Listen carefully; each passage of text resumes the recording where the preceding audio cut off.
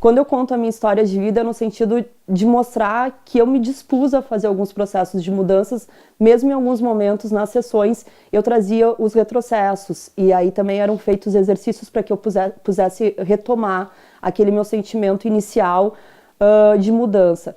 E ele é muito singular, cada pessoa vai ter o seu momento, né? Do quanto vai conseguir avançar. Então, para mim, essa relação era muito importante. Eu ter uma pessoa que estivesse trabalhando comigo, mas também respeitasse o meu tempo e as minhas particularidades. E já na primeira sessão, o Ricardo fez com que eu listasse as coisas do cotidiano, né, que me surpreendeu muito, porque na realidade, quando eu pensava em mudanças, eu pensava em coisas maiores. Então, eu pensava em projetos que estavam parados, a mudança, a venda do meu apartamento, o ingresso no mestrado, o término do meu MBA. Então, eu sempre pensava maior. E quando o Ricardo fez a primeira reflexão comigo do meu dia a dia, o que estava me incomodando, né, as coisas que eu não conseguia avançar e modificar, eu comecei a perceber que eram as ações do meu dia a dia que me interferiam nas grandes mudanças. E aí eu me lembro que aquela noite assim, eu fui dormir muito tarde, mas no dia seguinte eu mandei uma mensagem para ele dizendo que várias coisas já tinham acontecido a partir daquele momento, quando eu comecei a olhar o meu dia a dia de outra forma, que era conseguir cumprir os prazos menores, né?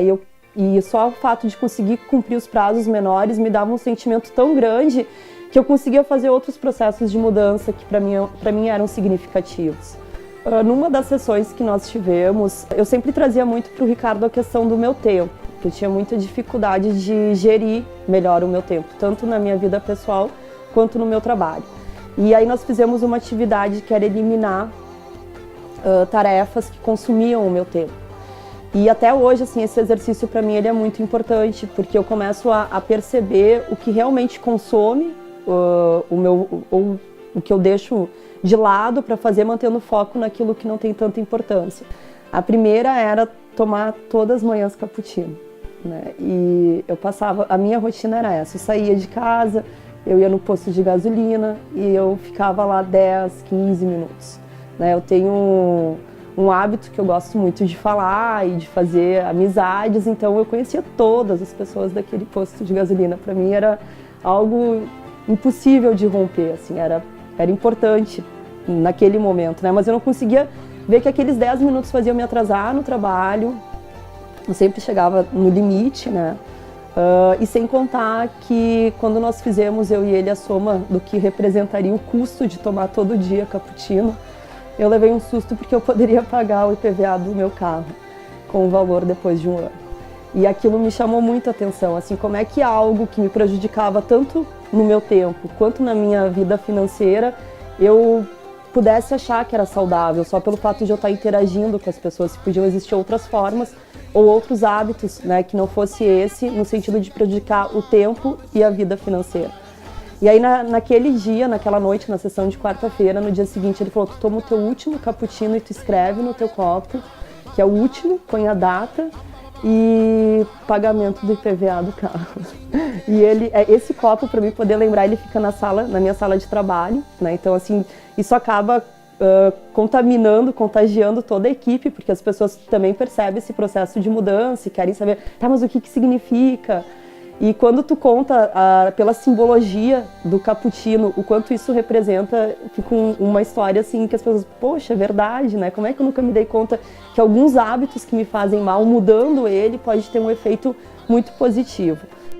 Outros dois processos de mudança assim, que foram bem importantes no decorrer das sessões, que eram sonhos que eu tinha, sonhos bem pessoais que estavam bem guardados.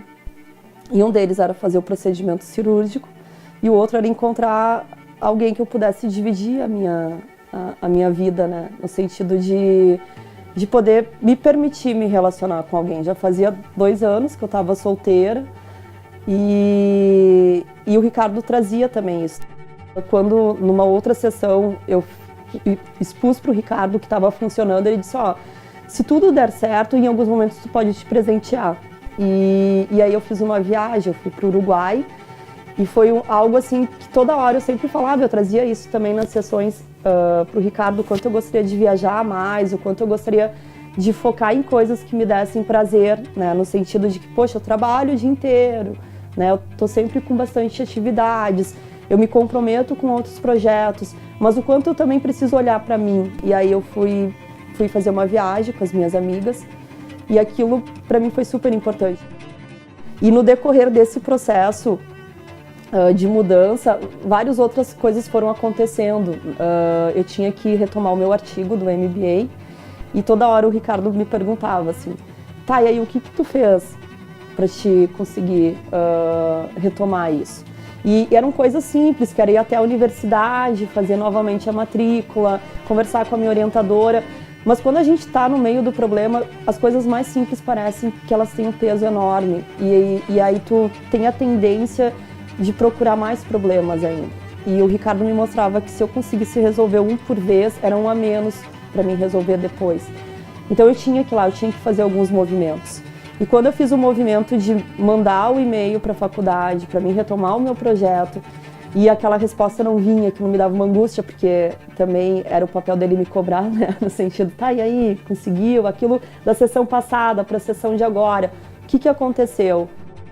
Teve sessões que me emocionaram demais, assim, a última sessão eu chorei muito, onde eu escrevi uma carta, que eu vou abrir ela só no dia 31 de dezembro de 2015, onde essa carta eu escrevo para mim mesma, né? E eu nunca tinha parado para fazer esse exercício de escrever algo para mim, como se eu fosse uma outra pessoa e tivesse que dedicar algumas palavras. Eu escrevi quase um livro, porque além de falar, eu gosto de escrever muito.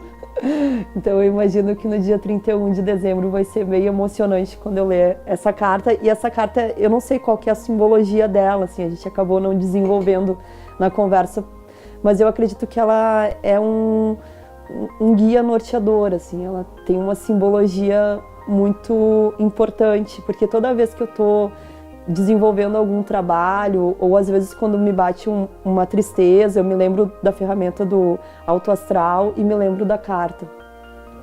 E eu penso, não, eu tenho uma missão, né? A minha missão está definida desde a segunda sessão, eu tenho que construir a capa do meu quebra-cabeça, eu tenho um objetivo na minha vida, então eu não me permito me deixar ficar para baixo nesse sentido, assim. Eu acho que é normal as pessoas às vezes não ter dias e momentos legais, mas essas ferramentas elas me dão subsídio para continuar no meu objetivo.